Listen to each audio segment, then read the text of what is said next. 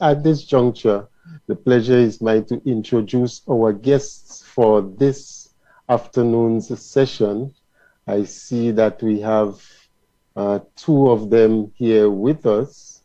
We are expecting another one to join us, and I trust that she will. I see that we have Miss Caris DeGannes with us this afternoon. Good afternoon and welcome to the comfort zone for the very first time. Welcome to GEM FM. And we have also Miss Althea Edwards. Good afternoon, Ms. Edwards. Good afternoon, sir. Good afternoon. Good afternoon. We're not seeing you live on our screen as yet. And as we usually do, we begin with introductions. So I'm going to allow my guests to introduce themselves, to tell our listeners, our viewers a little bit about themselves, and we'll start with Ms. DeGannes. So, can you tell us a little bit about you? Pleasant afternoon, Mr. Paul, and pleasant afternoon to all listeners on the various platforms. So I am Miss Caris DeGannes. I am currently the acting principal of the St. Mark's Secondary School. I reside in a little community in St. Mark known as Bel Air. What else would you like to know about me, Mr. Paul? Well, anything that you feel is pertinent to Good. Well, I have been. I've been a part of the education system. I've been a teacher since the age of 18. So I have been teaching or part of education for 16 years, at least 16 years.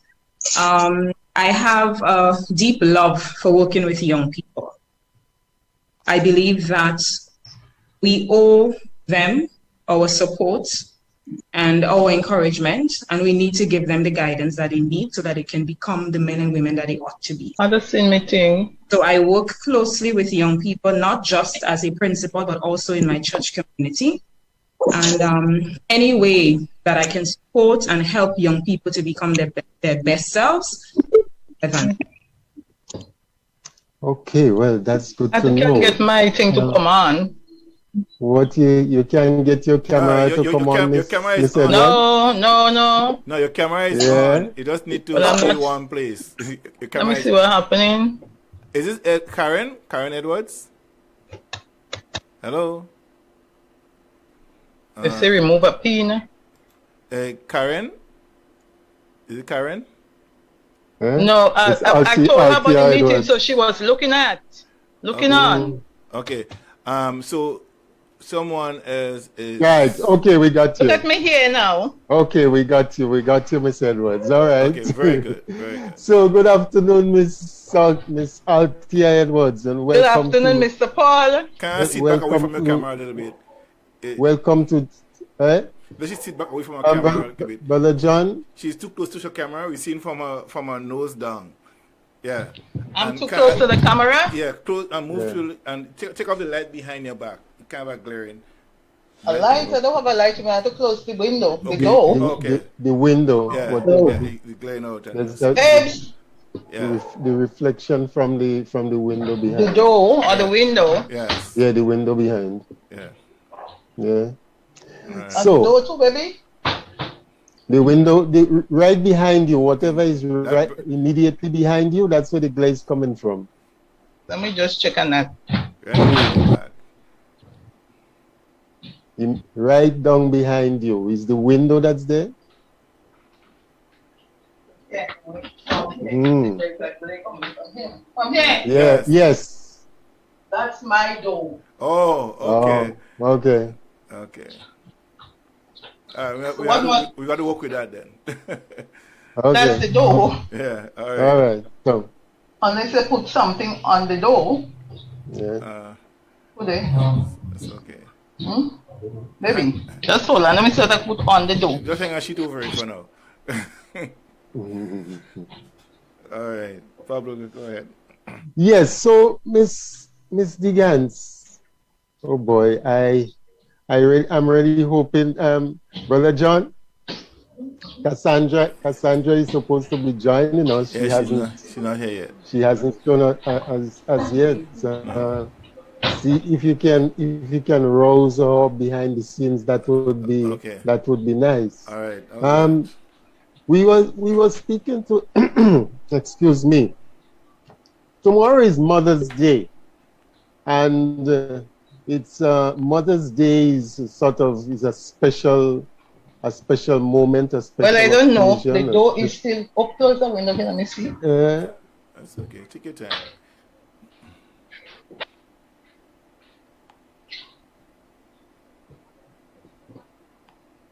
I don't know this well, but there. Okay, that's. Well, we'll work with what we have. Yeah. Okay, because that's the one that's in front of the house. That's in front of the house. Yeah. Okay. So see me now. Yeah, we're seeing you. We know that you're there.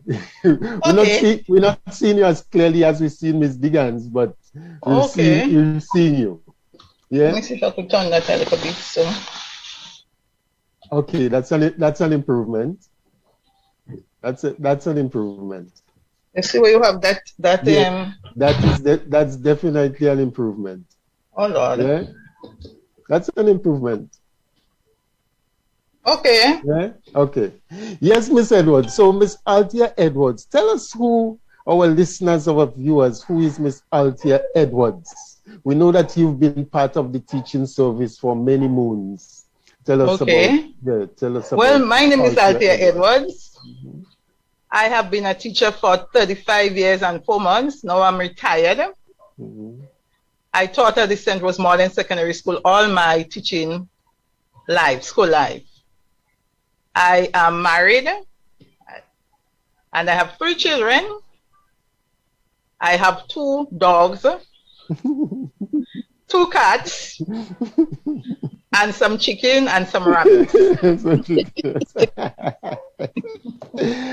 So Miss Edwards is into animal husbandry. And also I have my garden in the bags. And I do my gardening in the bags. She does her gardening in the bags. Okay. So, well, today is Saturday, is the day before Mother's Day.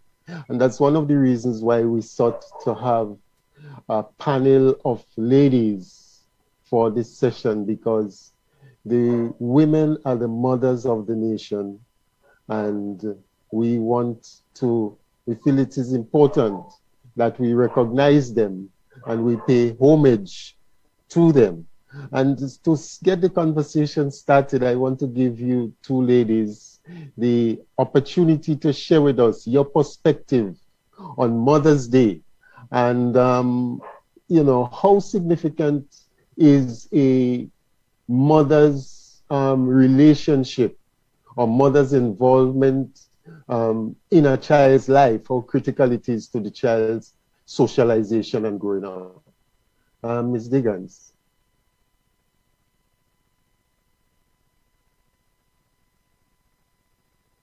The mic is off. I'm not hearing her. Teacher, turn the mic on. Yeah, I don't think I can overemphasize how extremely important a mother's role is in the development, the growth and development of a child. And I see that so many times from where I sit. Mothers, first of all, give life. And I don't think that anybody can question how important that is. The fact that a woman has the potential to give life. And I am not a biological mother, but I have seen how closely connected mothers are to their children and the sacrifices that they will make to ensure that their children are happy and contented. And I believe that mothers have so many challenges facing them in our current society. The world has evolved significantly. And we know for a fact that many of our mothers are single parents.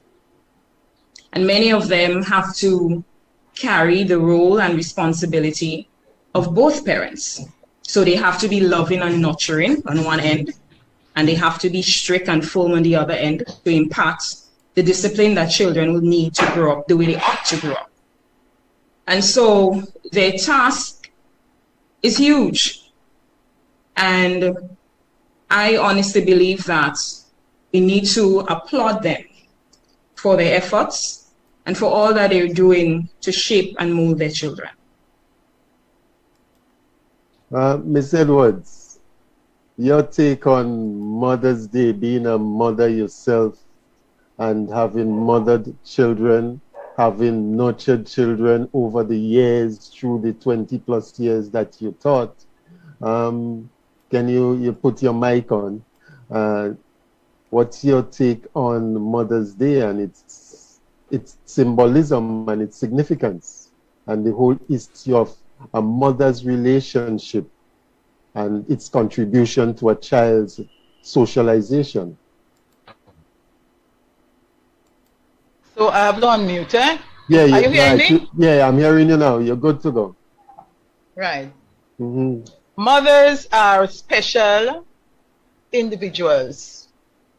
Mothers are loving, caring, comforting, and have a sense of show the children a sense of belonging. They are belonging to somebody, to some persons. Mothers are the ones who have to take the initiative, or who have to take the leadership role in forming children. In forming children, you teach them values which would be lasting. Values, things like honesty, truthfulness, obedience, respect, you know, the classical values I call them. So the mothers, they are the ones to impact this knowledge and this teaching to the children, not when they are big, but from babyhood, from a baby. You correct the child in a nice way. You know, not to shout and bawl and to cuss them, because now we see what is happening. Mothers are under a lot of pressure, a lot of stress, being the only breadwinner, most of them. And you know what could happen? They get very frustrated, very angry, and poor children pay for it. But mothers should be soft. You have to correct when when time comes for correcting children. You have to do that, but at the same time, you have to be lovable. You have to be caring. You have to share with your children. Teach them roles and values and skills for later on in life, not today, for tomorrow. You have to teach them lifelong skills. And when you teach them these things, walk with your children, pray with your children, guide your children, know who your children are with as a mother, where they are going. You have to give them guidelines, restrictions, what time they should be coming back home. Not just let them go as a, you know, wild people or wild animals. They go and they come when they want. You have to take that initiative. You have to take that leadership role to correct your children and inform your children what the things that are acceptable and the things that are not acceptable, to bring them up. Thank you very much. Ms. DeGannes, you say you've been in the service for how many years now? Is it 14 years now? Almost 16. Almost 16. Yes. And you started teaching at a very tender age. Yes, I'm and 18. You have emerged in this quote unquote, in this patriarchal world, in this world of men. You have been able to come through, and you are presently the acting principal at this very early stage of your maturity. What's it like for you as a woman coming through and aspiring to that level and emerging, you know, with that level of responsibility at this stage? And two, we hear of the term principal, and I'm going to ask you a very dumb question now. Because I guess everyone would, you know, people will say, well, we know who is a principal or what is a principal. But do we know what's the role and the responsibilities of a principal? How does a principal differ from a regular teacher? Share with us, please. So you're so right in saying that it's definitely a feat to be part of this patriarchal system And I must admit that this is not something that I wanted to do at all. I never had a love for administration. My first love was law, and then my second love was counseling. But circumstances presented itself, and I am here. And I always believe that when things are thrown at you, you give it your utmost best. And so that has been my aim. It's double hard. I think you have to work extra hard to prove yourself that you fit for the position, that you're competent. And I think it stems from the fact that you're just a woman. Now, I have the added challenge of being young. And I've actually had one parent say to me, I don't want to talk to that little girl. So it's not just being a woman, but my age also makes it even more difficult, I guess, to get people's respect and people to get to realize that not because you're young or because you're a woman, it means that you're less capable of completing a task or doing a job competently. So those are some of the daily struggles that I faced. And, persons questioning, is she good enough? Is she strong enough? Most persons believe that these positions should be headed by men, because men have the strength to deal with everything that is thrown at them, being a principal. But by the grace of God, I must say that I am pleased to report that things have not been smooth, but I've been open and I have learned so many valuable lessons, lessons that I am going to take with me to the next course of this journey, whatever it may be. Because I always say, I'm not sure how long God is going to allow me to be here. He had me here, he got me here for a reason. And I've yet to figure out what his reason is, because every day I say to him, God, are you sure? Are you sure this is where I'm supposed to be? Is this what I'm supposed to be doing? You sure you didn't make a mistake? But I'm here, and I'm supported by competent, hardworking persons who are open and give me awesome advice. And I'm speaking about the staff at St. Mark's Secondary.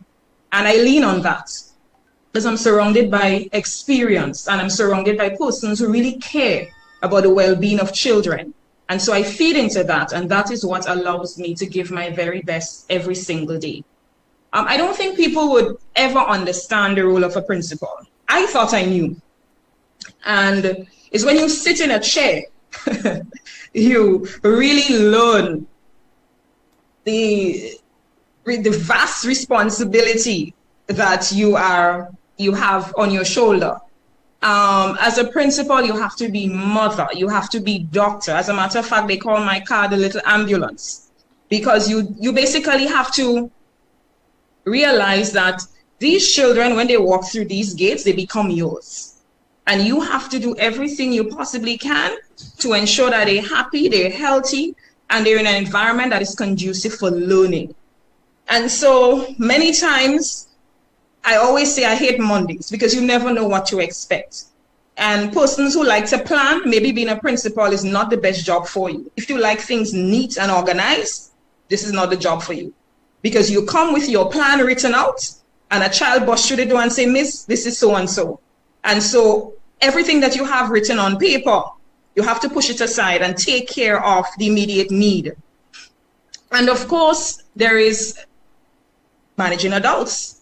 And we know that adults are not necessarily the easiest people to manage because they're already set in their ways. They have their personalities, and so you have to work with that as well. And I say sometimes it's very tasking because you have to deal with children who have all the emotions, and sometimes they come with a lot of baggages, and then you have to switch now to deal with adults. So sometimes you're on a roller coaster.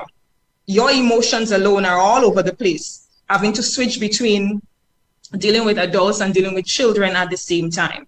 And of course, children are at that stage where you could continue to mold and form, whereas adults are already, they're already who they are.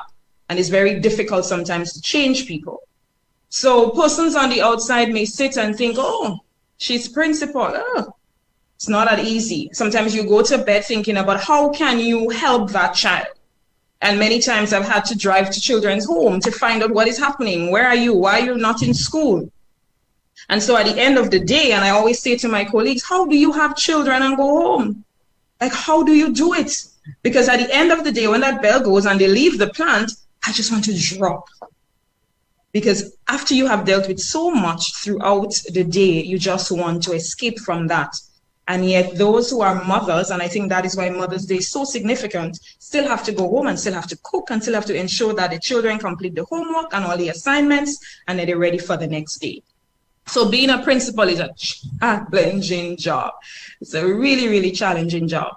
But as I become more immersed in it, I must say the thing that keeps me going is the fact that I can find all sorts of ways to help the young people that come to me. And that is what I love about this. Not the administrative aspect, but the fact that I'm in a position where I can help young people.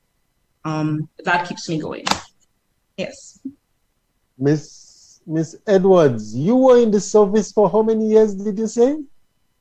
35 years and 4 months. 35 years and 4 months.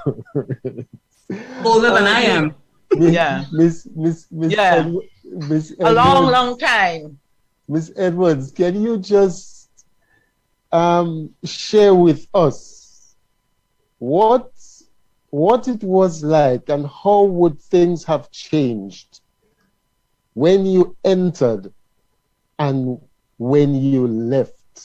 So you started teaching and you left 35 years and 4 months afterwards. How do you compare the situations as to when you started as against what it was when you left? All right. Well, when I started, I don't know if I really didn't want to be a teacher. You understand? Well, there you go, another one. But you end up being a teacher. Yes. Okay. As Miss DeGannes said, I end up being there. And being there, I tried my best because what I found was that the children you had, I'm not saying you don't have nice, good children, no, but the children were a little more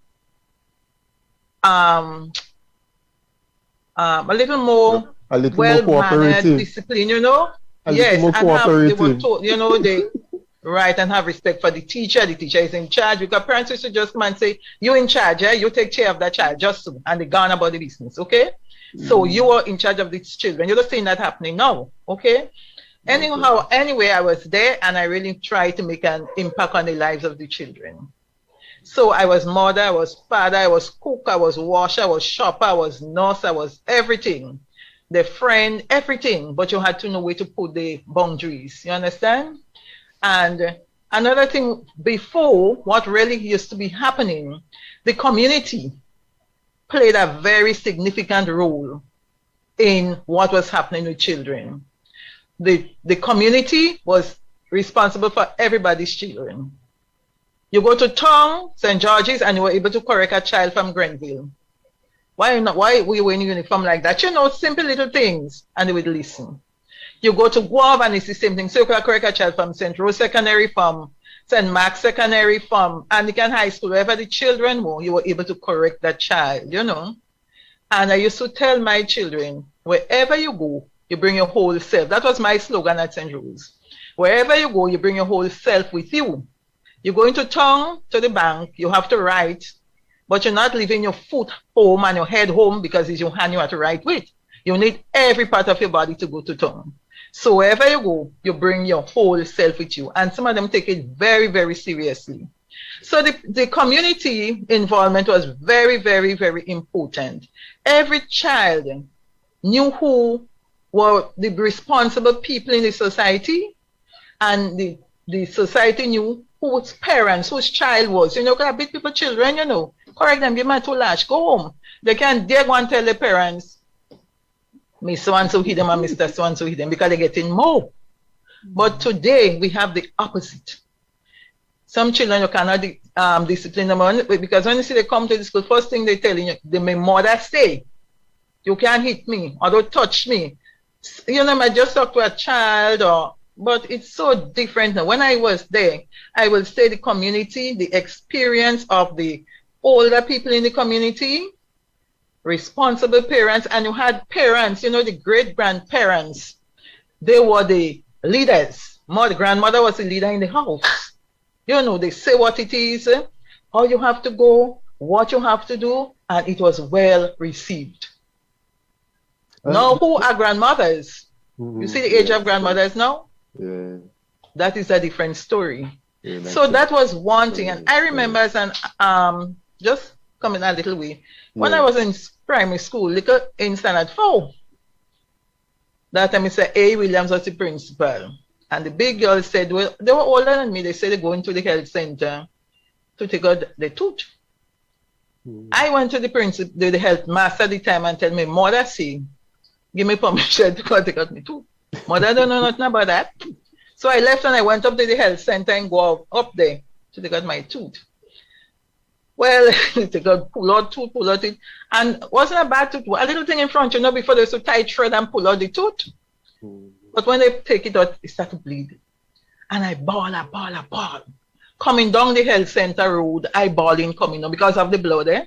We didn't have telephone, we didn't have cell phone, we didn't have no means of communicating, but you talk to people. And the time I reached back home for lunch at 11:30, my mother knew I was bawling coming down the health center road. What were you doing bawling coming down the health center road? I said, the girl said they got tooth. And I said, you say, give me permission to go and take out my tooth too.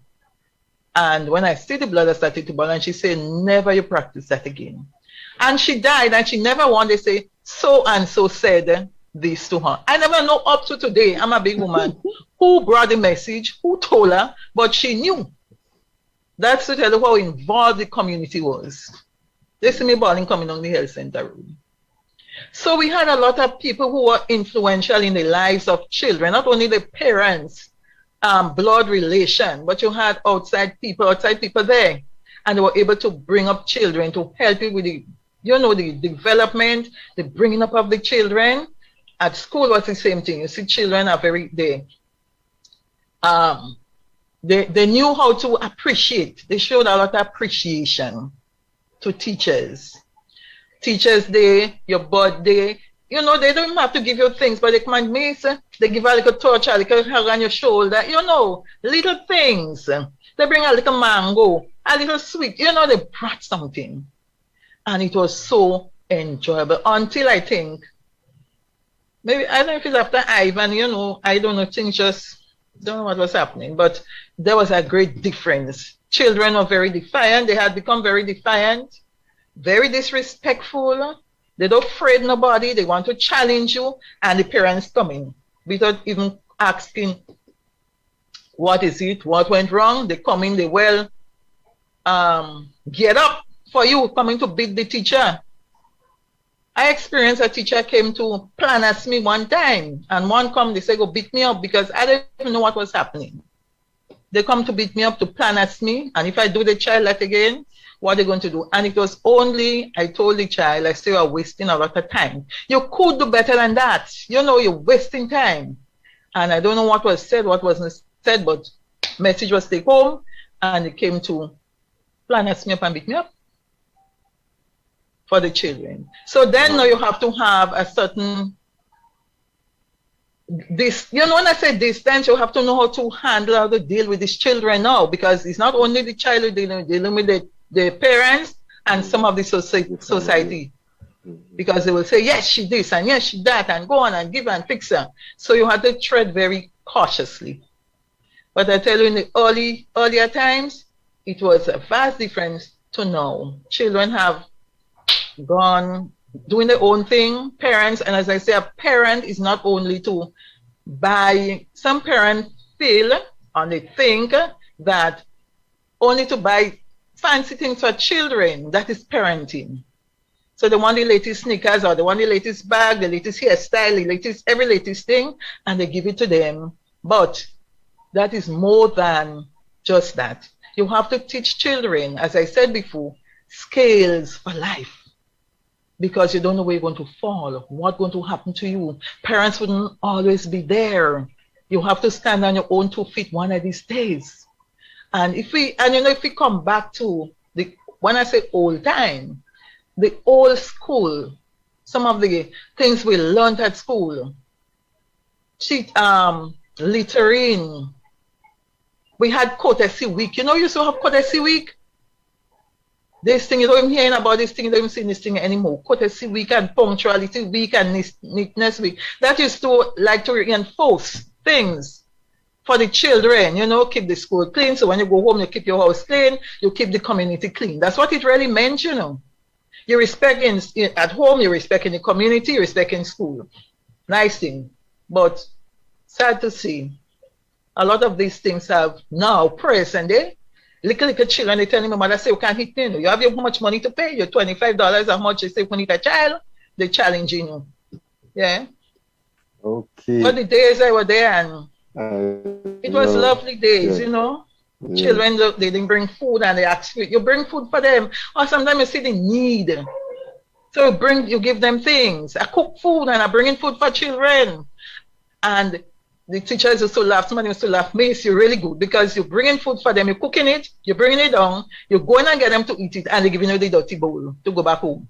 I say yes because I want them to come to school. You understand? They eat. I say piece of food. Tomorrow you bring it again. I say yes. So that's what used to happen. Yes, the life of the teacher. Good afternoon, Miss Mitchell. As we see that our other guest has joined us, Miss Kassandra Mitchell. Good afternoon and welcome to GEM FM and to the Comfort Zone once again. Hi, good afternoon. Good afternoon. Forgive my tardiness. Yes.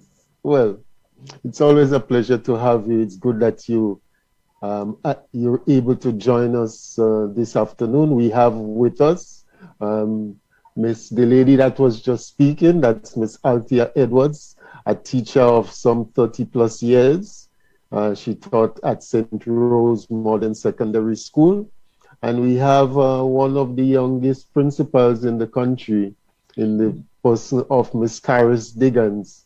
She is the principal of the St. Mark Secondary School. And here we have Miss Kassandra Mitchell joining us, and she is one of our lead civil society operatives in the country, and she wears many hats, you know, when it comes to civil society responsibilities and activities. And you know, for the benefit of, you know, those who don't know her too well, and for our two guests who may be meeting her for the first time, I'll just have Miss Mitchell, you know, share with us a little bit about herself.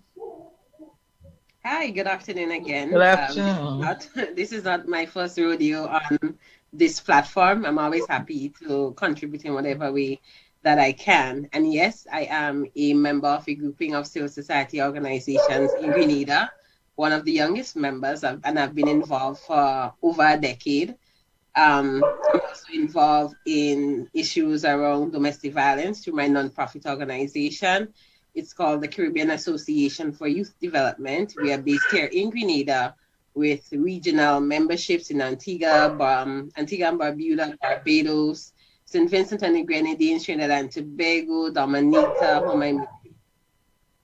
Trinidad and Tobago, anyhow, you kind of get the gist. The idea came and it was conceptualized while I was still attending high school in St. Joseph's Convent, St. George's. And just to give a little backstory, I'm listening to you talk about issues around children, and I remember going to high school, and because it was an all-girls school, we found it very comfortable to talk about issues affecting us, you know, during the break and the lunch period. But whenever we were brought before, and I mean we, because I was one of those students as well, but before the counselor or the principal, we tend to clam up about issues and felt a bit uncomfortable. And I remember one time accompanying one of my friends to legal aid and counseling to get some support. And when she walked into legal aid, sitting at the desk was a friend of her mother's, and she walked out and did not get the support that she needed because she felt that, you know, what happens if that person tells my mom what I'm about to share. And it was from that time I decided, you know what, if we are comfortable talking about issues that affects us as young people among ourselves, why don't I form an organization that's run by young people for young people? And that's when the idea was conceptualized. I was in Form 4. So when I left high school, the organization was a community-based organization in St. David's, where I'm from. And as I had the opportunity over the years to travel across the region, one of the things that always caught my attention was the fact that though we're separated by water, young people across the Caribbean shared similar stories in terms of the issues that are affecting us. So that's why we decided to expand the organization into the other Caribbean islands, and there the Caribbean Association for Youth Development was birthed. We've been involved in issues such as domestic violence, child sexual abuse, ecosystem-based adaptation, climate change, entrepreneurship, agriculture. As long as it affects young people, we have been involved and around political policy issues, not partisan politics, but political issues that are affecting us as young people. Because we do believe that as young people, we have a lot to contribute to policies. We are tired of being recipients of projects and programs. Now we want to be sitting at the table, the decision-making table, and decide what we think or contribute to what we think is best for us. And here I am. Tomorrow being Mother's Day, we have been somewhat focused on, paying a little tribute to mothers. And I believe you are a mother yourself. I would like you to share with us, as the other guests have done, your perspective on Mother's Day. Every day is Mother's Day. That's what I believe.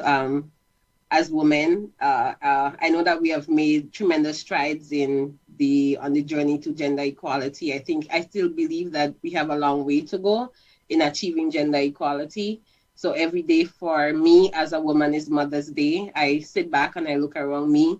I look at the women, especially the women who are mothers and who are still contributing in various areas, agriculture, policy, politics, teaching, the teaching profession. That is commendable. I heard Miss Althea speaking about all of the things that she does as a teacher outside of teaching. When they step into the classroom, not only are they there to teach our children, but they become nurses and doctors and counselors. So for me, every day is Mother's Day. I think it's a bit too commercialized, but I'm still happy for a day to just sit back and be pampered for me. So I appreciate it, but every day is Mother's Day, and women should be recognized for the contributions that they make.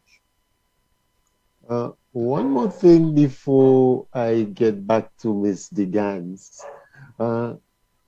You are a young person involved in civil society organizations and activities.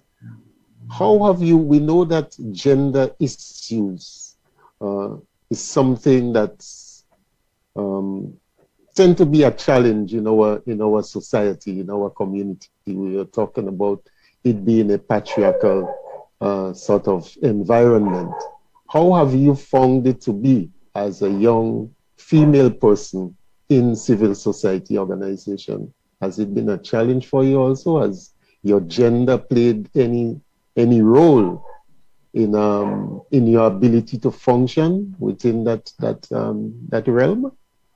No, if you look around, civil society is basically pioneered and run, and most of the causes around are being championed by women. So within the realm of civil society, I haven't really found any challenges. Where the challenges for me in terms of coming up against patriarchal norms is in the area of entrepreneurship and policies. Stepping into the rooms where we try to get breakthroughs. It has been difficult. I still think, and that's why I mentioned earlier that we have a long way to go in terms of achieving gender equality. It sometimes is very difficult walking into a room when you're dealing with policies, and at that level you step into a room, and many times for me, I'm the youngest, and I may be one of very few females sitting in the room trying to contribute to policy changes, and that has been very difficult. You come across men who are very difficult to deal with, who have not yet accepted the whole discussions around gender equality, and I'm an entrepreneur. So in that area, one of the challenges that I have is men who the issue of sexual assault is still one that's very common for us, for women stepping out into the field of entrepreneurship. You have men who believe that in order to give you an opportunity, they have to get sexual favors for it, and I don't think that is a topic that is discussed very much. I know that we have had some discussions around it. I wish that young women like me who have had similar experiences would feel more comfortable sharing their experiences, because I've heard it in my circle, but in the public realm, I think it's still a touchy topic. When we try to develop and empower ourselves educationally, you come across the men who again think that the only way that we are going to let you into that door is if I'm going to offer you this, then they ask for sexual favors in return. And I've had men who have blatantly said to me that the only way I'm doing it is if you sleep with me. And it's one of the challenges that we still encounter, and I hear it among my friends. But within civil society, a lot of the causes around social issues are championed by women. So that is not much of an issue for me, but in other areas, yes. Oh, Ms. DeGannes, you are a young principal. You have to interface with parents of different age ranges. You have to deal with people, parents and children coming from different social backgrounds and so on and so forth. And in a rural community, what are some of the major challenges that your school faces, and what would you say are some of the greatest strengths of the St. Mark's Secondary School? I think some of the major challenges that our school faces and continue to face is parental involvement. Many of the times we complain about the fact that the parents that we need to see at PTAs are not the ones who will show up. There are some parents who are very, very involved, but the majority of our parents, we don't see them, to the point that report cards, time to distribute report cards will come around, and it is our policy that report cards are given out to parents and guardians. And as I speak now, there are still some report cards that are on teachers' desk, still waiting to be distributed. So I think that is one major challenge we face. We want our parents to be more involved in the life of their children. A parent should be concerned about how a child is progressing. That is your investment. So you should make time to ensure that your investment is not being wasted. We also need parents. Another challenge that we face is that of the use of the social media platforms. I think there needs to be greater supervision at home when it comes to that. Many of the issues that I have to deal with on a day-to-day basis stems from that. I would have students come to the office, and the battles are now fought through statuses. And it usually starts off with somebody posting a status and somebody replying to it, and then they get to the school. And that is where they want to finish what would have started at home. And I think it goes back to the fact that now that we have so many single parents who have to also become breadwinners, the supervision that was there before is no longer there. So they too have that challenge. Now you have to make a decision between providing food for your children and constantly being there in order to monitor children. So I think that is one of the challenges that because parents are facing it, the school is facing it. Because once it exists in the home, more than likely it's going to spill off into our institution. So that is another challenge that we face. And I think that more has to be done in terms of teaching parents how to parent. I know some persons are born with that natural instinct, but the world has changed significantly. What worked before cannot work again. We are in a totally different era. And a lot of our children sometimes run rings around their parents because they're more in tune to all the new technology that is out there. And so they know what to search for, what to delete, what to minimize when mommy's coming to search.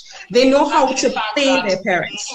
So I think that we really have to find ways to help our parents to become better parents. And if we can do that, then that in turn will help us, so that the time that we spend dealing with issues that by right should be handled at home, when students get here, we can spend more time focusing on the academics and teaching them the skills that they need so that they can go out and become contributing citizens.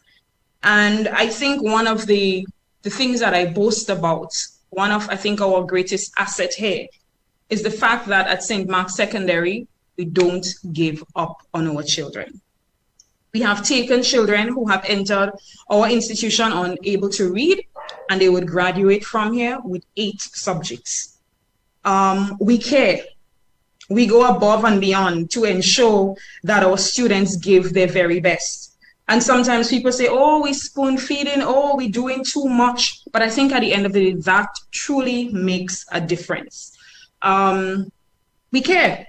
We genuinely care. We are a very, very caring school, and we look out for our children, and we recognize that there are some children who are living in some very, very dire situations. There are some children who are coming to us without food, without meals.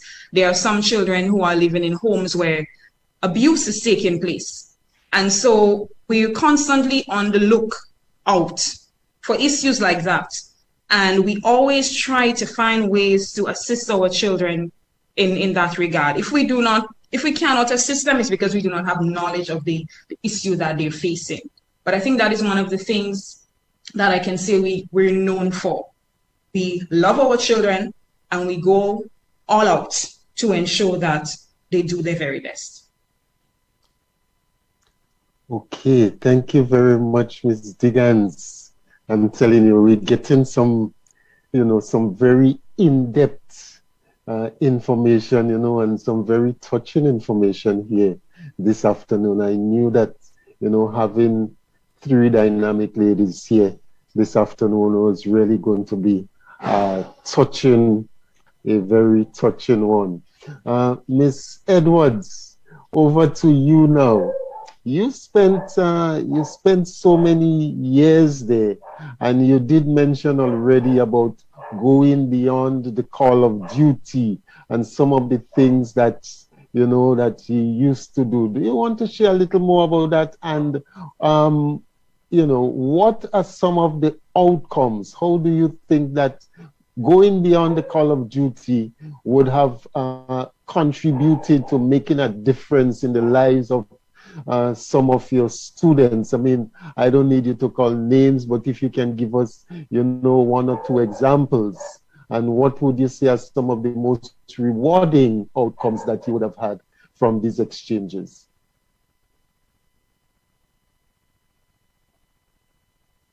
Ms. Edwards, are you with us? Ms. Edwards, your mic is muted still.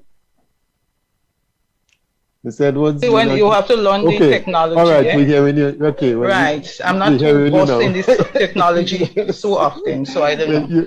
Yes, you're with us now. But children are children, and there are children. When you see them, you feel good. You have a sense of you really did something.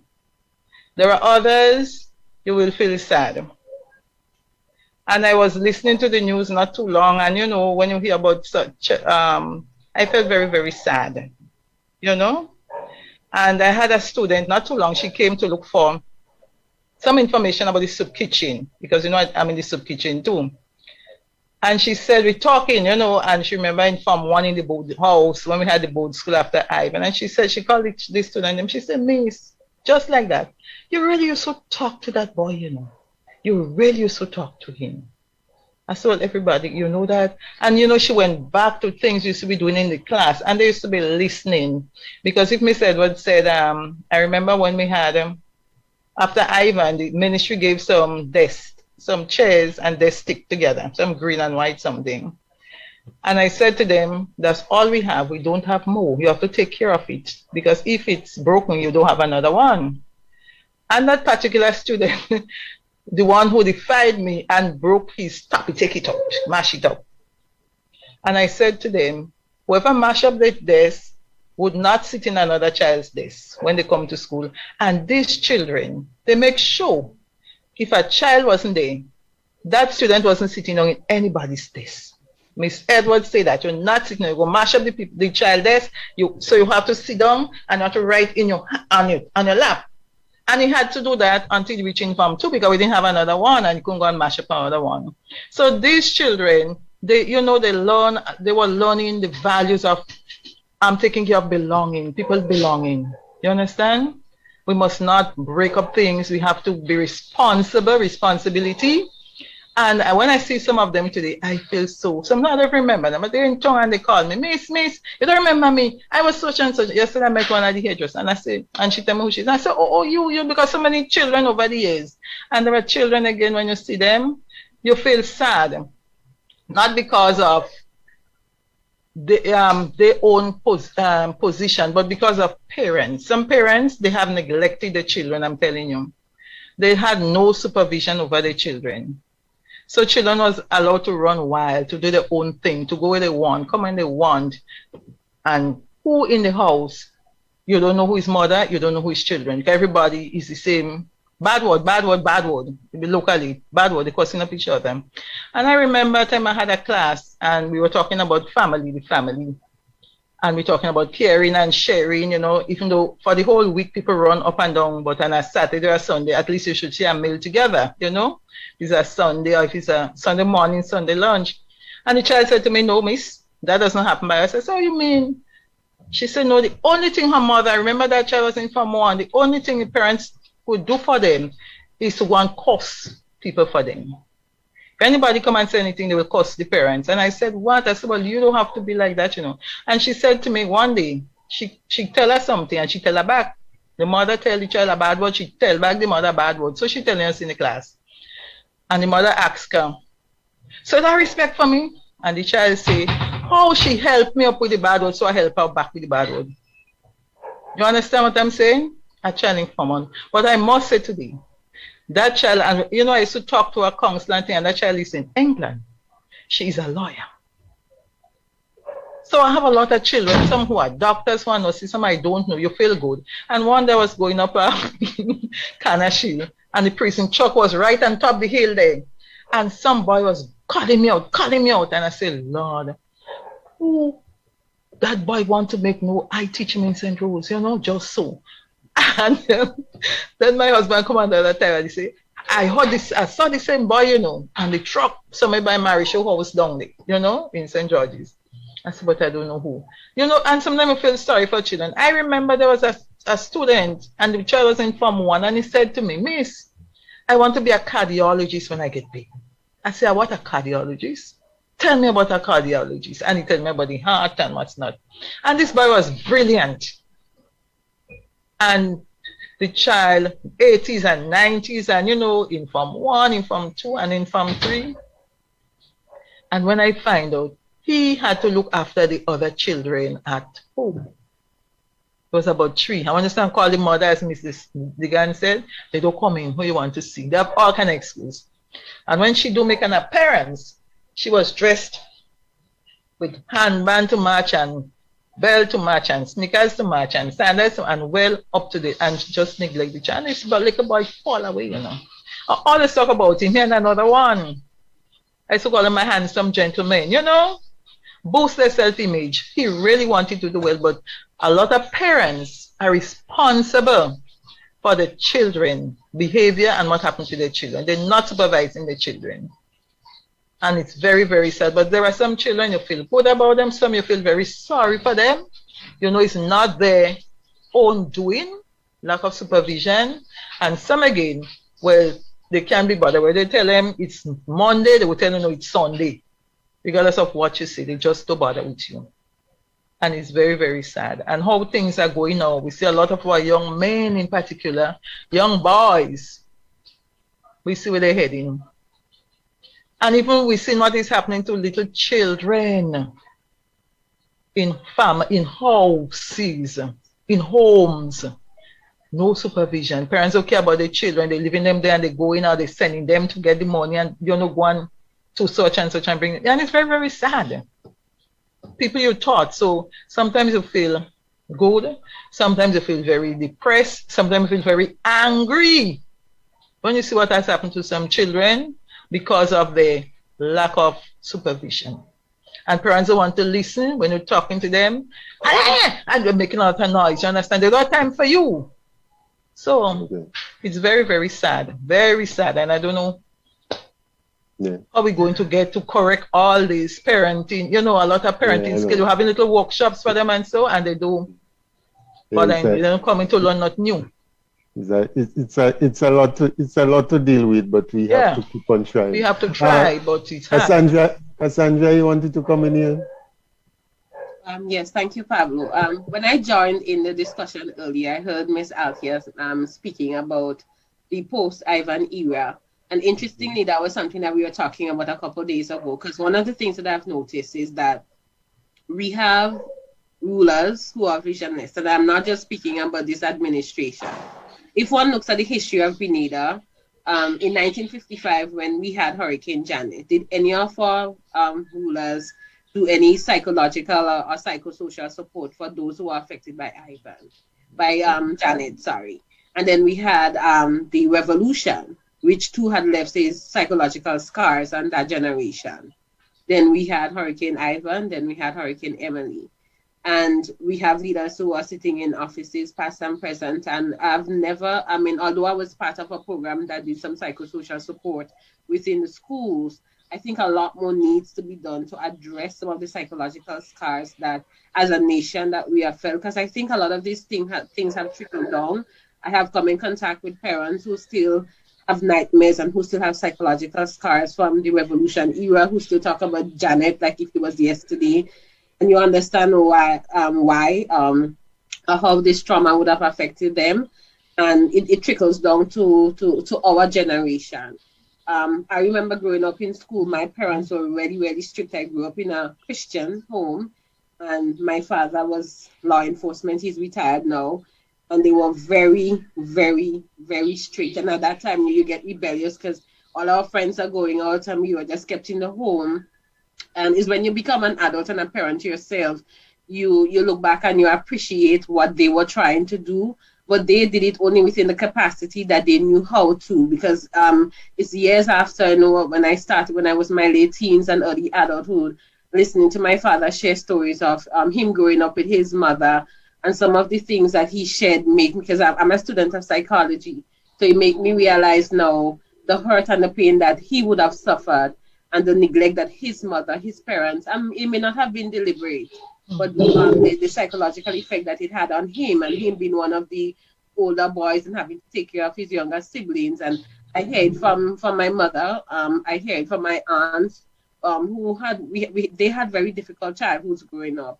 And it's really, really unfortunate that in 2021 we are in this, we're still at this phase where we're still trying to support parents. And I understand all of the scenarios that the teachers are sharing. I know that sometimes as parents that they have to take responsibilities. Yes, there are parents who deliberately neglect their children. There are parents who don't even know how to deal with their children. You have children making children so they become parents themselves without the adequate parenting skills to deal with that child who, when they become a teenager, the parent is still significantly young themselves. And so we have all of these challenges that we are facing, and having to work with the ministry, along with the Ministry of Social Development and Youth over the years. And even as recent as, I think it was Tuesday, having had a meeting with the staff of the ministry and some of our UN agencies who are trying to have some sort of social programs and some of the challenges that we are facing, especially with the pandemic. It's heart-wrenching because the ministry can only do so much with the limited resources that they have. And even within civil society, there's only so much that we can do, because I think the bulk of the work within society on the ground, the grassroots, is left to civil society and then left in the hands of the teachers. And then one of the things that I have also noticed, and I appreciate the teachers who have been in the field for 30 and 40 years, but I'm seeing a significant amount of very young teachers coming into the system without that skill to deal with children who are coming from various backgrounds with all of the challenges attached to it. And I have come across teachers who are traumatized. They have their own personal trauma that hasn't been dealt with, so they don't know how to deal with that trauma. And many times having to deal with the trauma will usually trigger whatever pain, unhealed pain that they have. How do we deal with this? So now just hearing it from different perspectives, for me sitting here, and I'm not sitting here as a member of civil society, because as you say, I wear many hats. I sit at the policy level to trying to come up with projects that's going to be impactful and that we can reach teachers. And now we're hearing the increase in child sexual abuse and all of those things. And we're wondering, how do we solve this, especially during a pandemic when you have all of the victims, all of these children locked in with their perpetrators, and then all of the challenges that the pandemic has brought along with it, the economic challenges, the social challenges. How do you deal with it?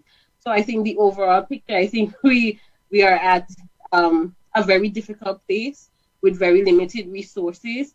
But it is nice for me to sit here now and my mind is rolling. Now, how do I go back now and share some of these experiences and maybe coming from the discussion, some of the suggestions that maybe to some of the donor agencies, so that we can tweak some of the projects or try to have have greater impact. Because it's really, really, I am worried as to where our generation is going, my generation, the generation after me and after them. And I heard Miss Edwards mention it, our boys. We have focused so much on gender equality. Respectfully, I think we have left our men behind. So I think that we have to pause somewhere in the discussion and go back to see how we can pull them along with us, because that is something I have mentioned not only on this platform, but in several forums, that we are leaving our men behind. And I hear all of the arguments from my feminist colleagues who are saying that we have to focus on the weaker gender. I don't agree, because I don't believe women are weak. I believe that we are strong. I actually believe that we are the stronger of the two genders. But in reality, if you look at the statistics and what is happening around us, we need to really pause and go back and try to see what we can do to save a generation of men, or several generations of men. Because it's not just those within my age group. We have those after them and after them who are in serious trouble. So I just wanted to mention this. We really are in a difficult place, just limited resources, both financial, human, and otherwise. And we really have to find some way where we can tap into some niche we can tap into to solve all of these problems, because it's not just one factor that's influencing all of this. It's a lot of factors. So where do we prioritize our resources? Where do we stop? Where can we really have an impact that can have a rippling effect on all of these issues that we are addressing here? You speak about strength, the issue of strength, I know. Well, the strength issue, that would be relative, that, as they say, everything is relative. So I guess, in some areas, the women are definitely stronger than the men in some areas.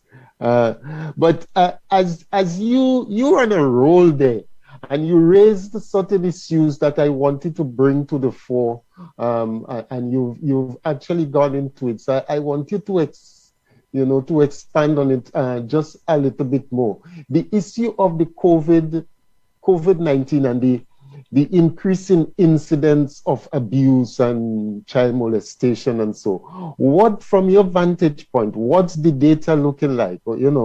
I know from conversations I've had with you that is something that you have some serious concerns about. And also, how do you see going forward, getting to sensitize our communities a bit more on these issues? What are some of the things you think that we can do to get civil society more ingrained at the grassroots level? Well, if one looks at the statistics coming from the RGPF, for instance, it is alarming, and understandably so, because we have been locked down, and for victims, they have been locked in with their perpetrators. And then on the other side of the coin, you have men who may not have been perpetrators, but the situation of the pandemic has exacerbated all of their social, economic situations, and they're frustrated. And I remember in our recent meeting, just mentioning that we need to really focus on our men and how the pandemic has emasculated them. Because let's be realistic, you have a man who was a breadwinner who, because of the pandemic, was sent home by his employer for understandable reasons. And he's locked in now and frustrated. He feels emasculated. He can no longer support his family. And with all of that comes the frustrations. And they now become perpetrators because we live in a society where men are taught not to express their feelings. So those feelings get vented up on the inside because we don't have a system, a societal system where they can go and either talk with their peers, or men sometimes feel that it's a bit uncomfortable accessing counselors or trying to get some sort of support. So that in itself is exasperating the situation for them. And then you have the victims who were victims pre-COVID, who are locked in with their perpetrators. And again, with all of the issues that the pandemic has now exacerbated, they are stuck in with their perpetrators, and the statistics are not looking good. Unfortunately, the victims are very, very young females, and that's according to the RGPF. But I think what bothers us in civil society is those are the reported cases. What about the cases that are not reported? What about that victim who feel uncomfortable, or maybe don't even know how to reach out to the system that exists to provide support for them? So while the reported cases is alarming, it's even more alarming how many cases are going unreported. And it's not just in Grenada. If one looks across the Caribbean and across the world, domestic violence statistics has increased because the victims are now locked in with their perpetrators. How do we solve this? I think that is a question that civil society and grassroots organizations across the world, they're asking themselves, because again, with all of the protocols and the regulations around the pandemic, it makes it difficult for us to go into communities to offer support. And while one may suggest, use local media, it is interesting to know that here in Grenada, the internet penetration rate is about 32 to 34%. So how many people actually do have access to the internet? And if you're reaching, but how many people are actually interested in the information that you're putting out? You have a lot of young people, for instance, who may have access to social media, but what exactly are they using social media for? Are they looking for the support? Are they tapping into social media to get information around, how can I better myself, empower myself? How can I tap into the support network that exists, how can I get a counsel? Are they actually looking for that? Unfortunately, the data does not show that. Young people are not using social media in a productive way. And unfortunately, I have to say that, although I fall within the demographic, but that is what the data is revealing. So how do we solve that? Is still a question that we are asking, to come up with innovative initiatives that's going to reach out to the vulnerable people that actually need the support. And we still haven't found the answer. We have been doing one or two little initiatives. I do want to commend the Ministry of Social Development and the National Bus Association. I know that they have partnered. And I don't know if some of you have noticed, but they have stickers on the buses that talk about the role of the man in the home. And these are initiatives that we would have come up with as a collective to try to get the message out there, understanding that the buses go into some of these communities. So we are trying to raise awareness using that method. But we are still tapping our heads and trying to figure out, what other innovative initiatives we can come up with. I know something that's really dear to me is using theater arts to kind of get the message across. That is something that Uncle you and I have been speaking about for years. How do we use the art to get the message across? So I know that he's working on that. I have mentioned it to some of the donor agencies as an avenue for bringing the message about sexual assault and domestic violence out to the communities. But we really haven't come up with a model that will work. during the pandemic. So we are all we just doing is just hoping, little initiatives here and there, and keeping our fingers crossed that sometime very soon that the protocols and the regulations are going to be lifted. So it will enable us now to go into the communities to be more effective with some of the programs that we have on the table or in the pipeline. As you mentioned using the arts, I had Mr. Francis Urias Peters. He was the guest on the Comfort Zone last Saturday, and he was speaking about how critical the arts are, how critical the arts are to that kind of education, and the experience that he has had with doing certain production in terms of sensitizing people on certain issues. So that definitely is an avenue that should be used more extensively. And if some kind of networking can be established with other community-based organizations to extend the reach and to organize those, whether you call it, what's the common name that we have for it again? Those community-based meetings and stuff like that, and whatever sessions. But it's interesting that you raised the point about what young people are actually into on social media when we get there, because that is something that I really had, believe you me, I had down to address, and we might be returning to that. But before we do, I want to get back to Miss who did I have last? I had Miss DeGannes before you, or did I have Miss Althea Edwards before that? No, I think I have to go to Miss DeGannes now. Miss DeGannes, mention has been made about the whole issue of values, and we are a very faith-based people in this country. We hear our people speaking proudly all the time and referring to Grenada as a quote-unquote Christian society. How critical do you think a faith-based status is to the whole issue of development and the precepts? What role do these faith-based precepts play in the whole education system, and how does it help? Not how does it help, but how do you go about managing the high diversity of the various denominations that you would have to put up with coming to your school? Because yes, while everyone say they're Christian, we have various denominations, and that in itself comes with its own challenges. How do you cope? Well, we're a non-denominational school, so we do not prescribe to one particular denomination. But we know across the board, we have this common understanding that God is in charge. And so our every day begins with prayer. And I think every staff member who has their own respective denomination, we have learned to respect each other. But at the end of the day, we all acknowledge that there is a supreme ruler. There is a God who is in charge, and we pay homage to him. We give him his due. And so prayer is an integral part of our institution.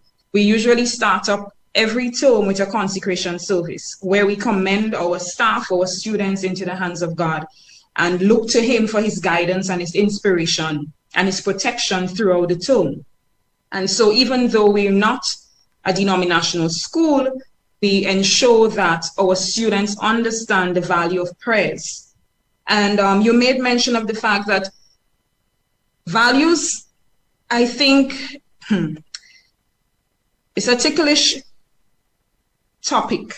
We like to boast about the fact that we are a Christian society, but I don't think we live out our Christian values. And I think that is the biggest problem that we're facing. And a lot of the values that you learned from home, they were reinforced in church. But what you would find happening now, a lot of that is no more. A lot of our children don't even go to church. As a matter of fact, you have parents who would come to church and the children would remain at home. So there are a lot of children who do not see the importance of God, children who do not understand the importance of being honest, being truthful, the importance of integrity and justice and respect.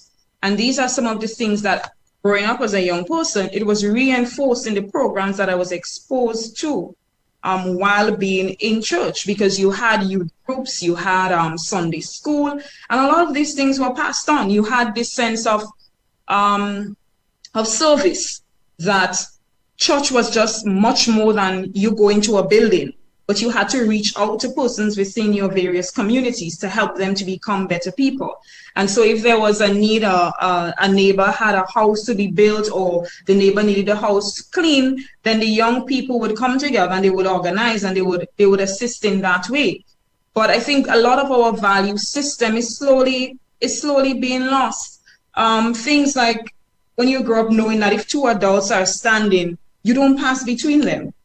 And if you have to pass between them, you know, you have to ask for excuse. And we have a lot of our children entering the plant on a daily basis and they don't say good morning. You actually have to acknowledge them before they acknowledge you. But growing up, I knew that you could pass 15, 20 times and you've seen the same person sitting on the veranda and you have to say hello. And those are the things that I have taken with me into adulthood. But our society, I think, like to speak about being Christian, but we don't live as Christians do, as we ought to live, in accordance with the doctrines that we follow from the Bible and so forth. And I see it all the time when our students come before us. Most of them, they don't want to pray. Prayer is a part of our culture, but for them, it's almost like it's a waste of time. You have children who would hide away in the bathrooms because they don't want to be a part of assemblies, and assemblies where you teach particular skills and particular values. So you have, for example, mornings where the assembly will be focused on conflict resolution and those sort of topics. And our children, for some reason, they shy away from that. And I think that we just need to, I don't know if this is the right phrase for it, go back a bit and go back to the things that made us who we are.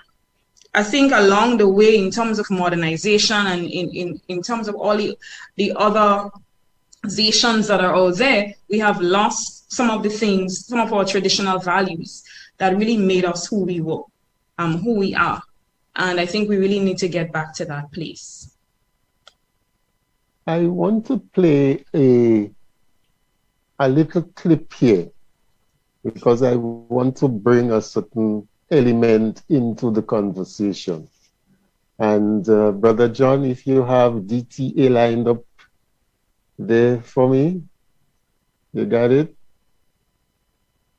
Brother John, if you have DTA lined up for me. And we'll take the conversation on the other side after we listen to that clip. DTA?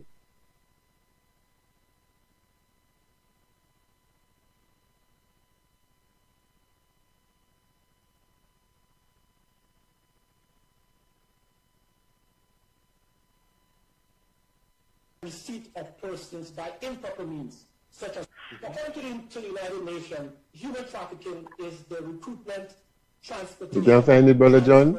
Harboring, you got it? Of persons by improper means, okay. Such as force, abduction, fraud. Yeah, but we're not hearing it.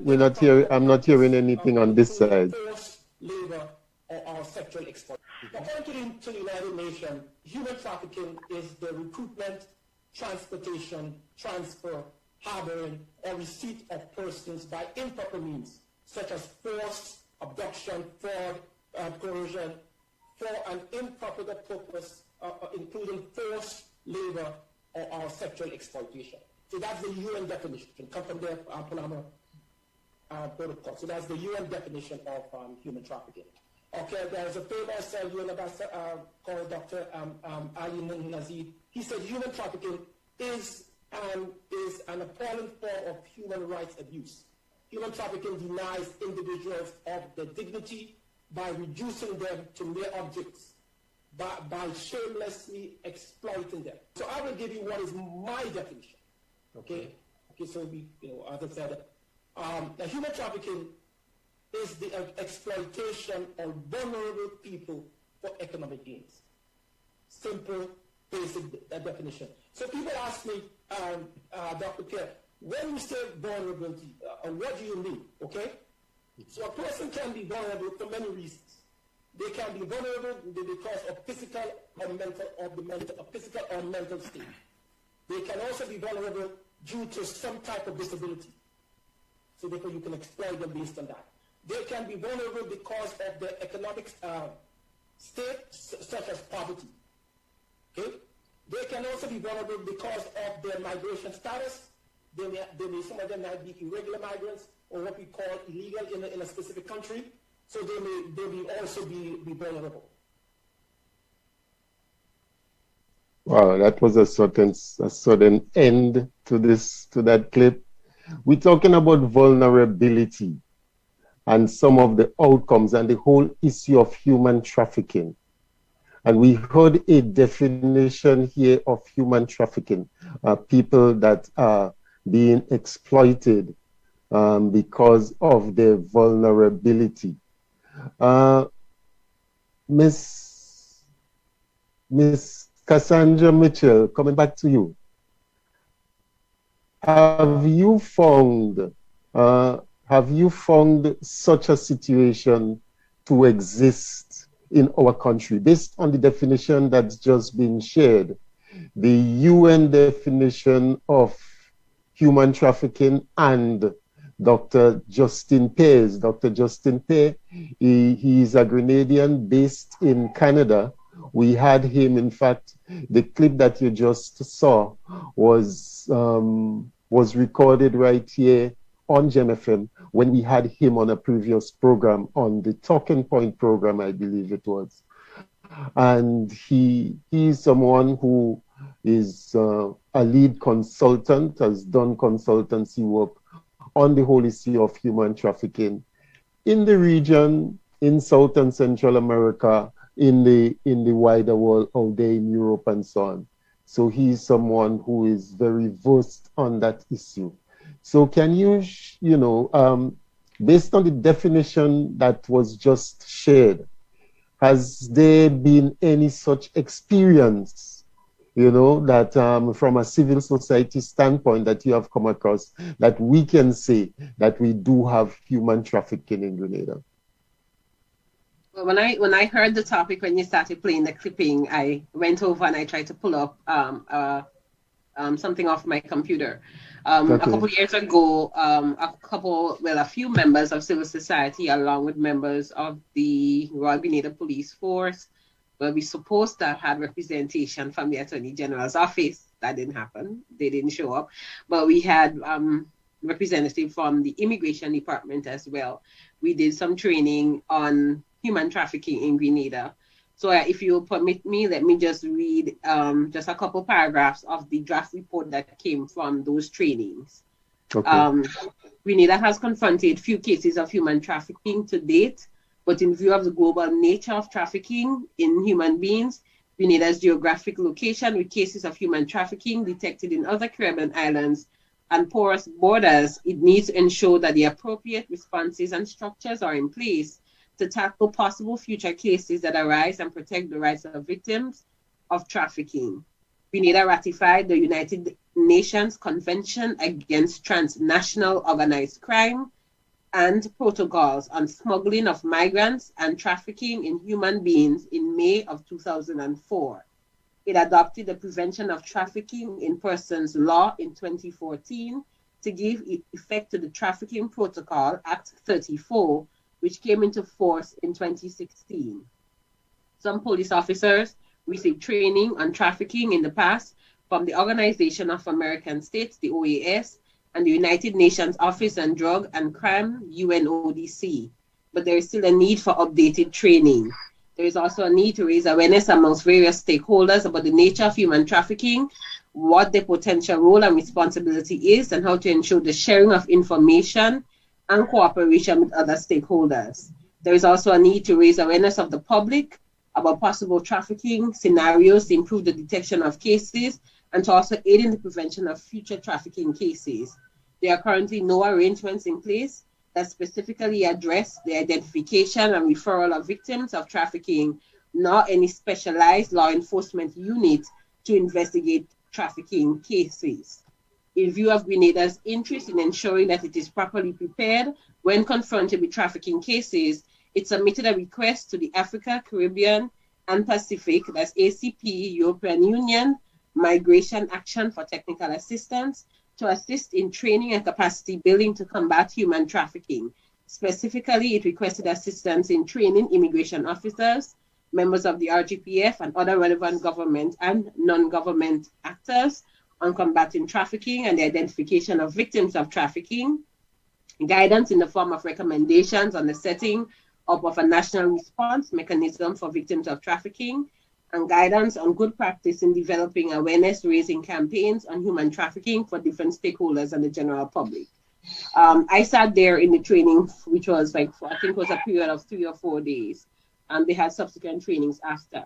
And it was really interesting receiving training and getting awareness about what human trafficking is and trying to look at the laws that were in place in Grenada and comparing it to national conventions and laws in other countries, in particular Trinidad, which has experienced several human trafficking cases.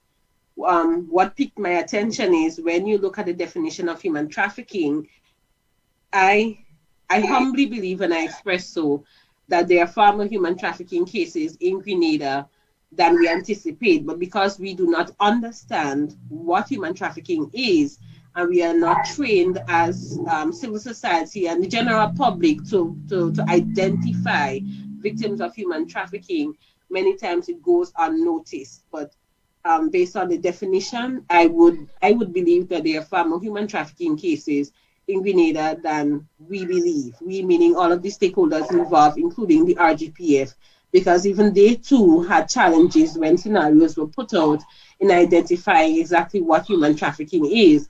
And if you notice, the report also says that because of our porous borders, then there is a possibility that human trafficking cases might be far more than anticipated. So it is something that concerns me and concerns civil society, especially now. Of interest to me is when the police, I think it was Superintendent Cohen, reported that they had 15 illegal immigrants for the first quarter of 2021, as compared to a far smaller number for the same period in 2020, and that is those that they know. I communicate with colleagues on the ground from various CBOs, and one of the things that they have drawn to my attention as recent as yesterday is a number of Vincentians who are on island, the number of Venezuelans who are on island, and based on the interactions that these immigrants are having with locals, there is a high possibility that they are here illegally. Understanding the situation in St. Vincent, but also understanding the situation that exists in Venezuela, and the fact that we do have porous borders. I did bring it to the attention of colleagues within the RGPF. I don't know what they are doing about it, but again, to be realistic, the RGPF is stretched, trying to deal with the regulations around the pandemic and trying to place attention on illegal immigrants. And I don't think that our Coast Guard is equipped enough to be able to patrol our borders as the way that one would expect them to. So yes, I know human trafficking is a topic that within civil society, within the RGPF Immigration Department, that we have been having for a number of years. It could have been 2014 to 2021, that long. And Grenada has been trying to make into law legislations and pass bills into law that would address the issue. But we have to be mindful, and this is something that I talk about, to ensure that those laws that we pass do not go against our constitution and that we provide enough support for victims. So it's a topic that maybe we should start having again with other stakeholders, especially now amidst the pandemic when many seem to be running away and trying to find a haven, and Grenada is considered to be a haven. So it is something of interest to me. And I remember what I was going to mention her name, I can't remember.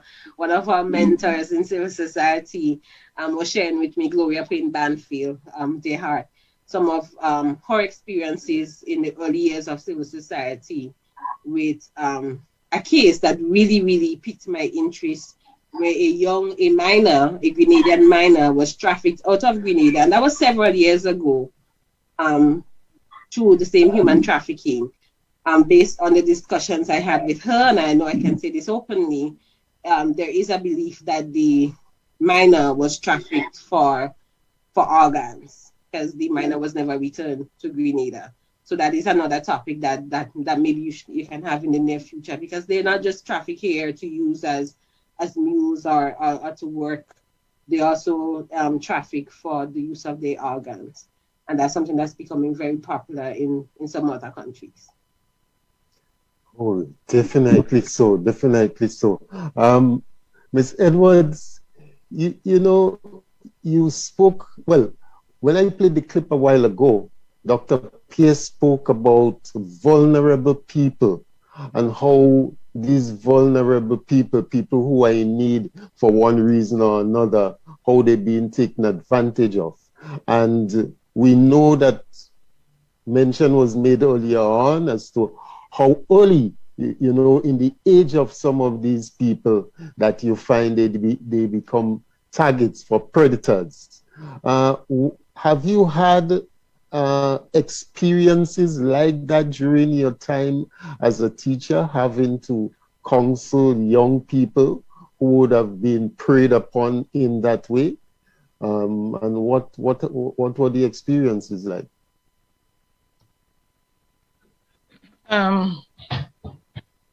There were children coming to school, and sometimes they were, you know, they will be very outspoken, very upbeat, and there are other times you notice they just go in reverse gear.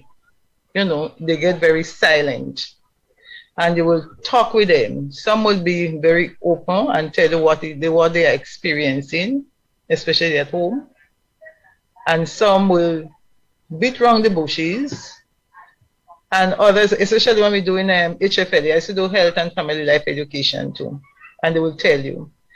And I remember one time we did HFLE, and we talked to the children. But normally we used to do a lot of drama, you know, touching, and you respect your body, you are God's creation, you're not a thing, not a ball, not a rubber band, a pen is a tool, and a chalk is a tool, but you're a human being.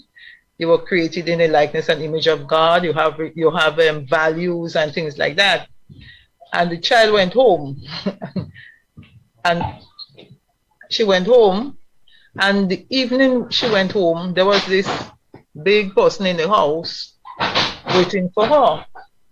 And when she came the next day, she tell us, look what she remember what we said in school. And so she came back the next day and she went to the principal. You understand? But it didn't stop there. Well, she sent to call the child was living with some grand aunt or some grand person because the mother was away. That is another thing. And parents leaving children and they oversee. Well, So she came back.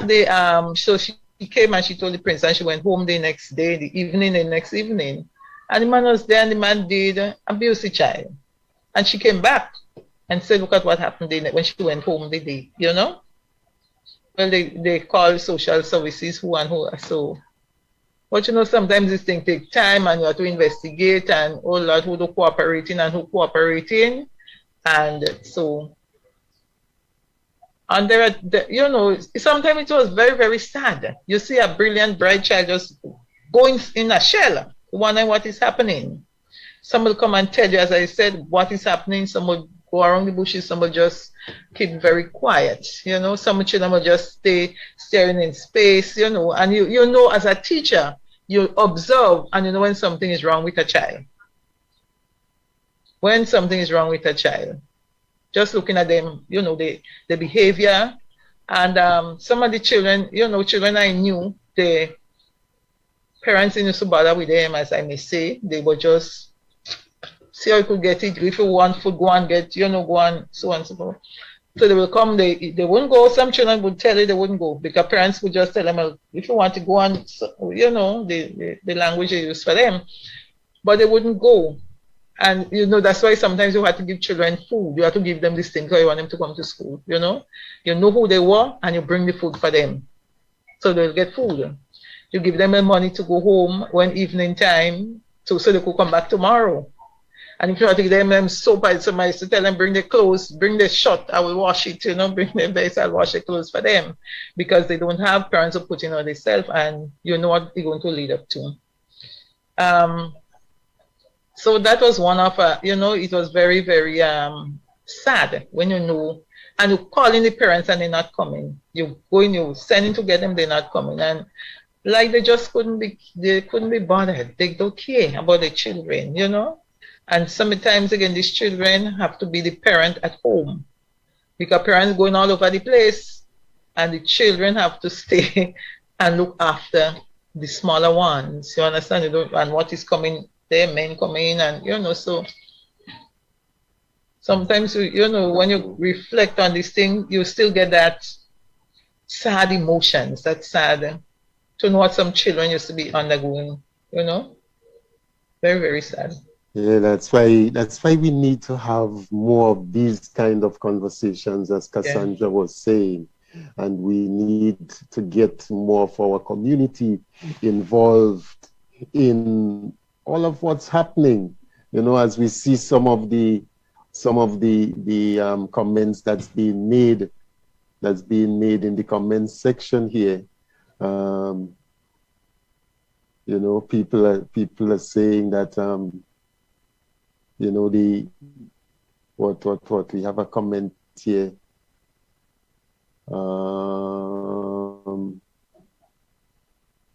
Yeah, that someone is saying that when we have such investigations that people should be removed from the abusive environment.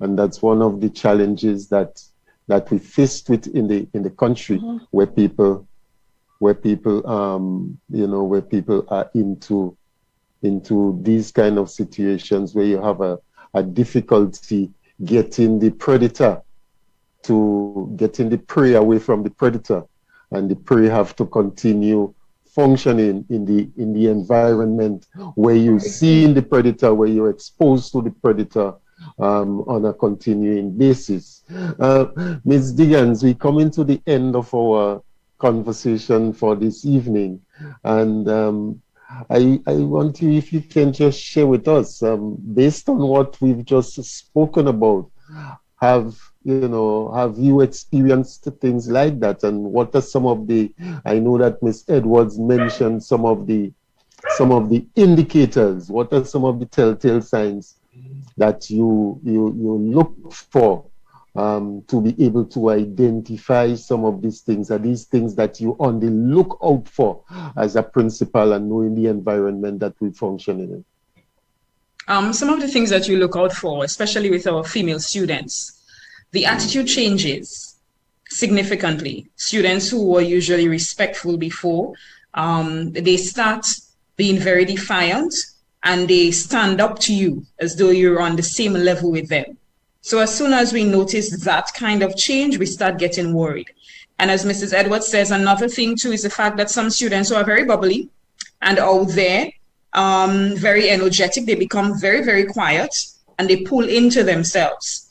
Another thing that you notice is that a lot of students would start, well, now what is happening, they would post certain comments up. They will limit who sees it, but they will post it up on their status talking about they have suicidal tendencies, or some will actually put it up and say that, you know, this person entered my room last night and somebody did this to me. And so when we get those kind of information, of course, in our system, once you know or it's alleged, you're obligated to report it. You have to call immediately. And we are fortunate enough that there are some students who will actually come into the office and say, Miss, this is what would have happened to me. Or a friend will come in to say, Miss, this is what my friend said. And so we know once that happens, of course, you follow the correct procedure to ensure that the child receives the help that he or she needs. But as you correctly said, our system is set up in such a way that many times our children still have to go back to the homes with their abuser. And for me, that breaks my heart. That is one of the most unfortunate things. And you have students who, for instance, are sent to a neighbor to borrow a $20 for school. And the neighbor is saying, and the neighbor would end up touching the child before the child can receive that $20. And we have a lot of children who are carrying so much. And I must say too, as our other panelists were speaking, I think, yes, as much as I agree that we are not giving enough attention to our young men, but I feel as though our young ladies are becoming less assertive. And I've experienced that, where they're being touched inappropriately, they're being abused, but for some reason, they don't see the need to speak up or to speak out. It's almost as though they have gotten to a point where the behavior is so accepted that it's a part of them, that the lines are very, very blurred as to this is wrong and this is right. And so things are happening to them. They will not report. They know it's wrong, but they will not speak up or speak out about it. And so as a principal, I have to be extra vigilant, extra attentive, because you have to pay attention to the simplest things as to who is dropping a child to school and realizing, but no, that's not a relative. And you have to pay attention to the interaction between the driver and the child. And for me, your intuition and your instinct as a teacher and as a principal is something that you have to hone into, because when it's telling you something is off, you really have to listen to that and do your own investigation. And sometimes when you notice something and you don't stop and you start asking questions and you realize, no, look at what is in front of you. This is what is happening. This child is being abused. But the child will not come out and say that this is so, because it's an accepted behavior in the home. So it's all of those signs, along with the child always lying down, the child is always complaining of a belly ache, with no apparent symptoms to have a belly ache.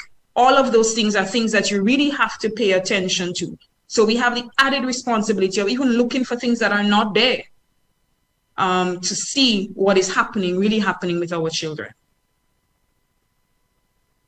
Okay. As I said, we are quickly coming to the end of our conversation for this evening. But before we close it off, I want Ms. Mitchell, Kassandra, you mentioned earlier on about what young people, are using the mass media for. That being the case, is it an instrument that can be used effectively in terms of getting these kind of messaging across, and in terms of helping to change mindsets? And what kind of messaging do you think would be appropriate if we are to be using that kind of medium?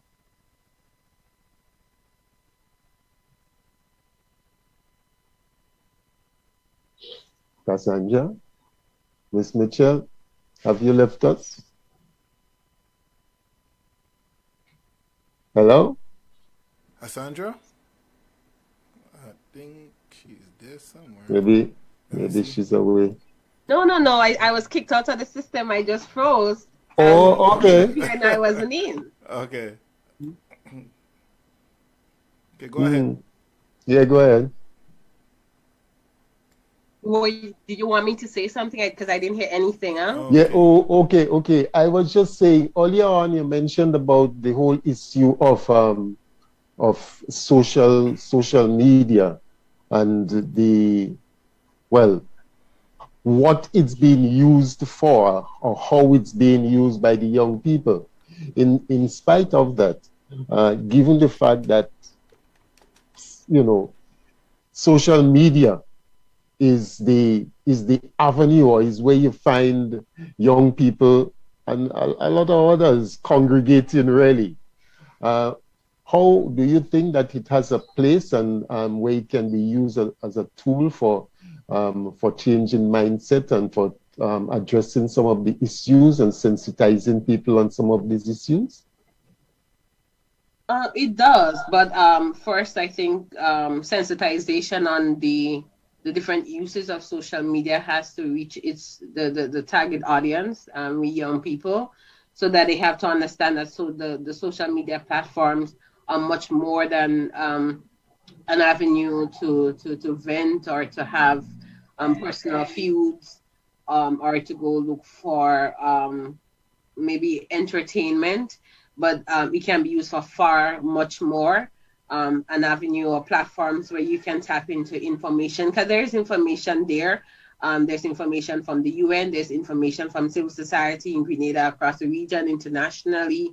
So I think first that you have to raise awareness on how you can tap into the benefits, the positive benefits of social media to the target audience, so that they understand that social media is far much more than what they use it for. And even for those who are maybe stepping into the field of entrepreneurship, we use social media as a marketing tool. So if we could start, having those discussions and planting those seeds into the minds of young people, hopefully they'll take root. And Pablo, if you permit me, I was just reading through the report that we did on human trafficking,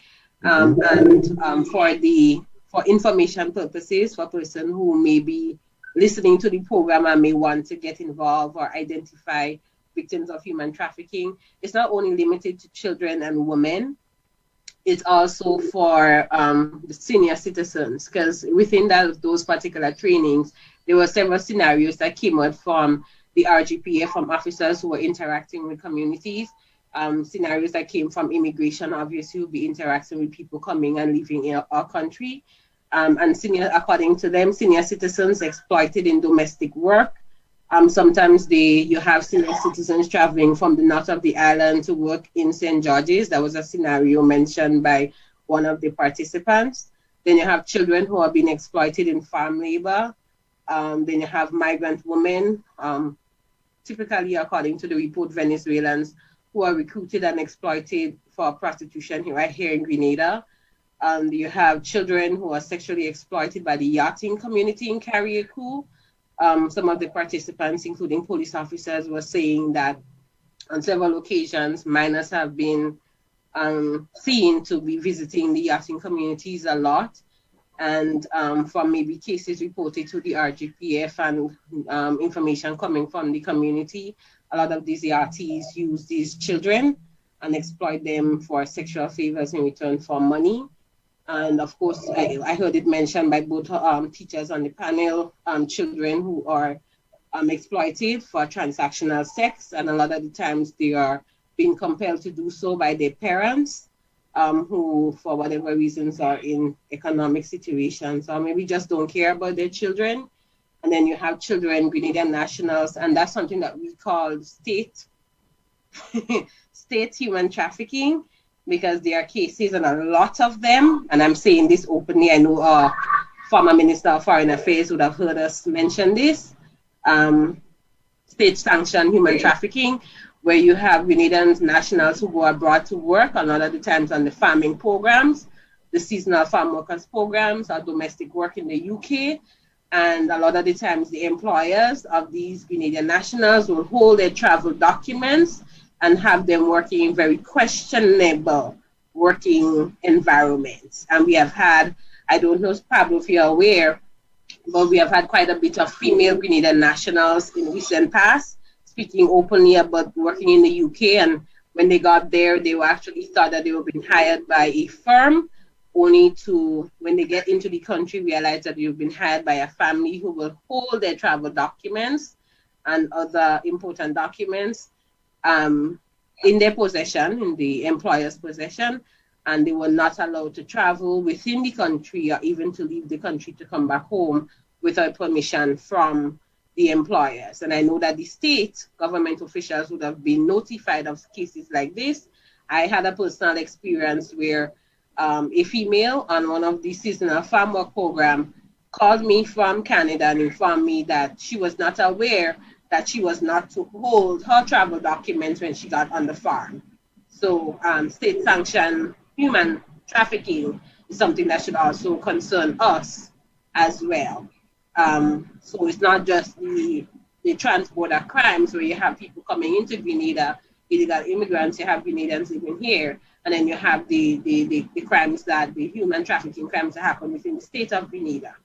So these are some of the scenarios that when we go there that we should start paying attention to, because it's not only limited to children, you have senior citizens who are exploited as well. Oh, yes. Well, I guess we've had quite a bit, as you know, have been shared here this afternoon. As we come to a close, I want to give all of the ladies the opportunity to leave a last message for the mothers out there, especially given this COVID-19 period, you know, and the challenges that we face. Tomorrow is Mother's Day. So I want each of the ladies here to share the COVID-19 message for the mothers as they leave. We go with seniority first, Miss Edwards. Well, before I share, I also want to say I'm not retired. I didn't say that in the beginning. Yes, I think. But I still go to the Nehemiah preschool once a week and help there. Okay. So I still do deal with little children. Okay. I want to say it was a wonderful experience being on this Zoom meeting. Okay. And I want to wish all mothers to celebrate Mother's Day every day, not only on this special day tomorrow. Mother's Day should be every day. And for mothers who are trying, I applaud you. For those who are not trying, we need you to take up the slack and do better. You need help, there are people you could reach out to in the community, for assistance. Call, check me out,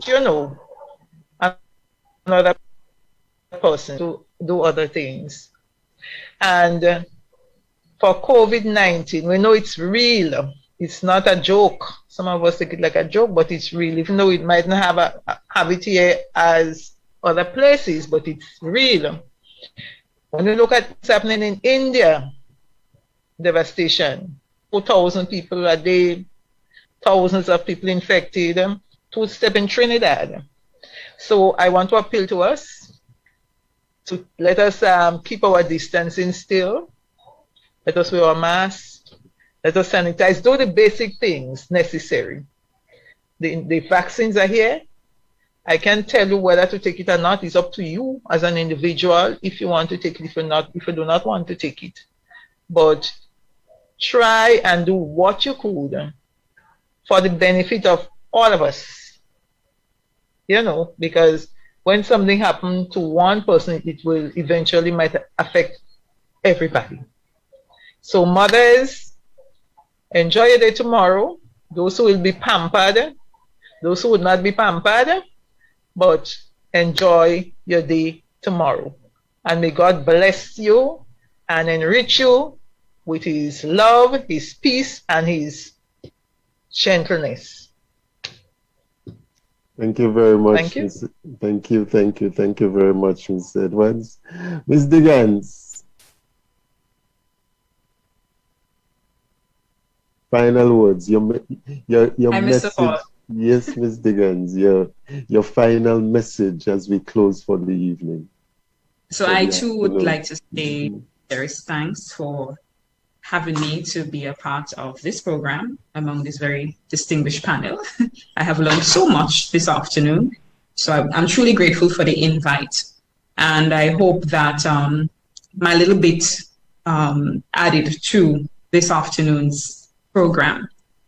I too would like to wish all mothers and all those who play a motherly role an advanced Mother's Day, blessed Mother's Day. I pray that God may continue to strengthen all our mothers and give them that grace and that insight that they need to fulfill their motherly roles to the very best of their ability. And I pray that they may never lose hope and never lose faith in their children, and that they would lean on others, because sometimes you just cannot do it alone.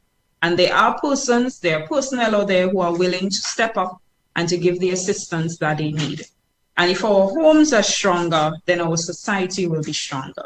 So I want to wish all the mothers a very, very, very happy advanced Mother's Day. Continue being the awesome women that you are. Okay, thank you very much, Ms. DeGannes. Ms. Mitchell, final words for you as we bring the curtains down in our pre-Mother's Day event here on the Comfort Zone on GEM FM. Thank you, Pablo and Sherry, for allowing me this opportunity to be a part of this panel. I want to first and foremost say Happy Mother's Day to Ms. DeGannes and Ms. Edwards. If you are mothers, Happy Mother's Day. Thank you on behalf of all of the young people's lives that you have touched in the past. Thank you. And those young people's lives that you will touch in the future. I want to say advanced thanks for your contribution. It's a profession that I respect. You guys are deserving of every single thanks, love, appreciation that the world could offer you. Thank you. I learned a lot from you this afternoon as well. It really has me thinking.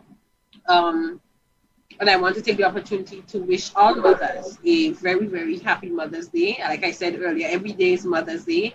But tomorrow, take the opportunity to sit back and relax. If you have that afforded to you, enjoy the day. For the mothers who are struggling with the challenges that COVID-19 has brought along, I send out, my deepest empathy and support. There are organizations here in Grenada. There are individuals that you can reach out to if you need support. It is there. You don't have to do this alone.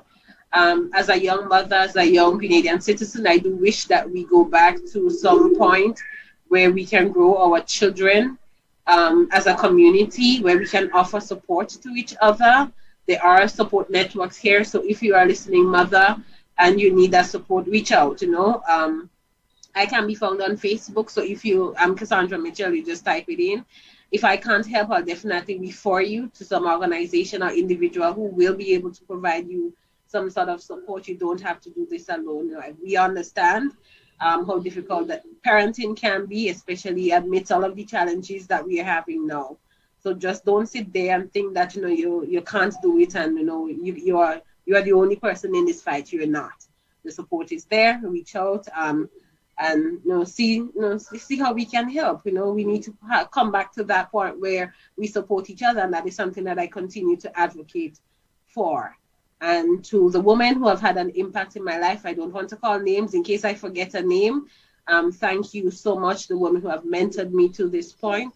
Thank you. You are appreciated. I say that every opportunity I get to you guys. You know who you are. Thank you so much. Well, you see the results. Thanks.